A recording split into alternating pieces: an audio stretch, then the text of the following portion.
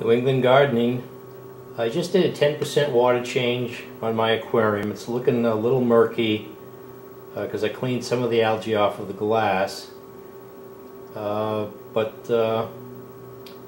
I've got the plants don't look as good as they initially did. I've got some algae. It's even algae on the flame moss, so I don't know if that will smother the flame moss. And there's algae all over the driftwood now. But I ordered some fish. You can order fish during the winter. You're going to have to order express, of course. But they'll ship them with the heat packs. So, you know, as long as they're shipped express and they have the heat pack, they'll arrive in good shape. So I ordered 5 Otocinclus. I think that's how you pronounce them, and they're supposed to be algae eaters. It's one of the smallest catfish, I guess, and so hopefully they'll help keep the algae down. I'm hoping that they can eat the algae off of the flame moss without actually eating the flame moss. But let's go open them up and show you how they arrived. Here's the box they came in. Really good packing. They use this styrofoam that has the foil on one side. And then there's the heat pack right there. It's still warm. And the foil just, you know, it's going to reflect that heat and keep everything warm inside. It's actually probably too warm once the box is inside. So I ordered 5. I don't know if that's too many.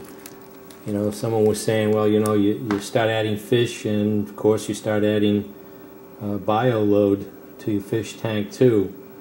So, you know, it's a delicate balance between right amount of fish and the algae and breaking down all the waste material and maintaining that balance. But they like to be social. They like to socialize. So I ordered 5, and I don't have a hiding place. They said, I was reading that they like to, you know, have a nice hiding place to keep the stress levels down. I do have driftwood, but it's not something that they can hide under.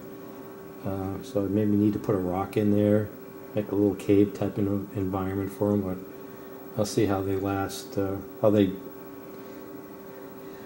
do in the tank, and if they last. So, but ideally, you know, I guess I like to have them in an isolation tank, but I don't have an isolation tank. And I'm hoping that there's no diseases on these guys. So I gotta open this. It's got bubble wrap around the bag. Tape it up. I'm gonna go get my razor.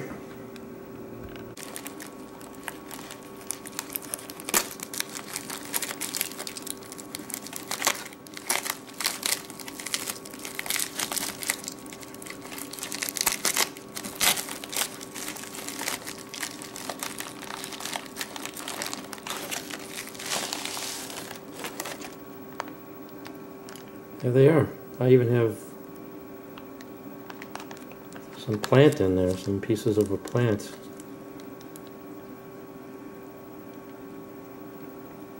I don't know how large these get, but these are supposed to eat algae, and they all arrived alive and in good shape. They're all moving around, pretty active. Usually can find these locally, but I didn't see them in the local pet store, so I got this lone catfish in there too. I forget what type it is, and they usually carry that variety, but I didn't see that one either. So I get these guys acclimated. I got a small fish tank. Maybe I'll fill that up with some of the water there and get them acclimated.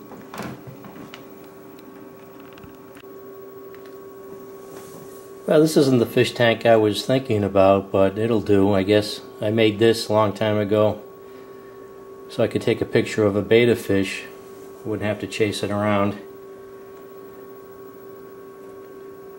So I measured the water, it was pretty neutral, and I'm mixing in my aquarium water a little at a time. So hopefully they'll survive the transfer.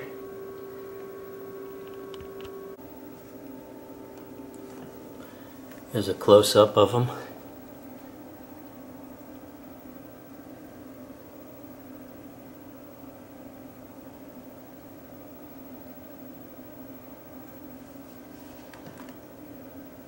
Showing how close this can get.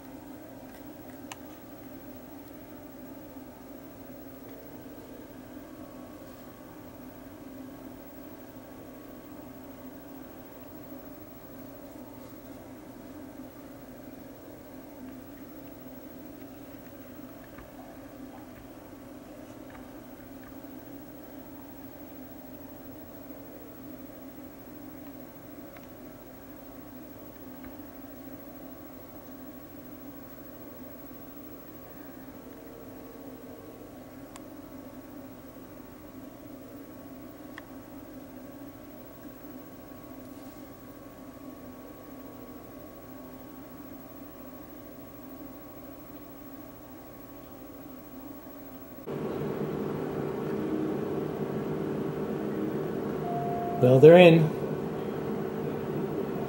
Hope they live. Looks like they're already doing their thing.